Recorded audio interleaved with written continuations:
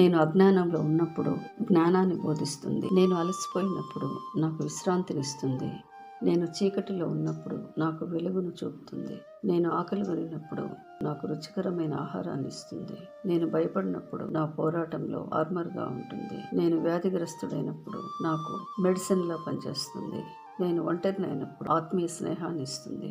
నేను పని చేయాలంటే దేవుని వాక్యమే నా ఆయుధం. నా దుఃఖంలో సంగీతాన్ని, సంతోషాన్ని ఇస్తుంది.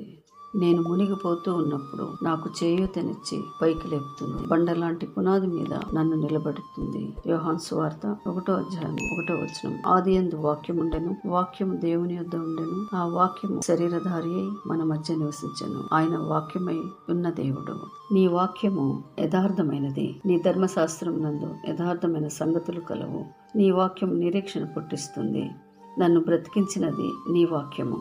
నీ వాక్యము నా పాదములకు దీపమును, నా త్రోవకు వెలుగునయున్నది. నీ వాక్యం తెలివి లేని వారికి తెలివిని కలిగిస్తుంది. నీ మాట మిక్కిలి స్వచ్ఛమైనది. నీ మాటలు సంతోషమును, హృదయం నాకు ఆనందమును కలిగిస్తాయి. జుంటి తేనె ధారల కన్నా మధురమైనది నీ వాక్యము.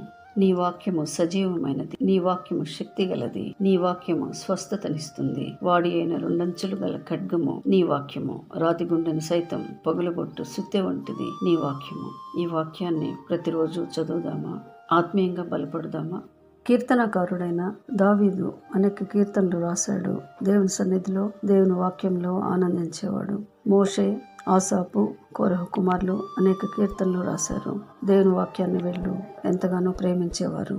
ఇంటర్నేషనల్ స్పేస్ సెంటర్లోని గొప్ప సైంటిస్ట్ బుచ్ విల్మోర్ 9 నెలలు మధ్యాకాశంలో అంతరిక్షంలో ఉండి కూడా ప్రతిరోజు దేవుని వాక్యాన్ని చదివేవాడినని సాక్ష్యం ఇచ్చాడు.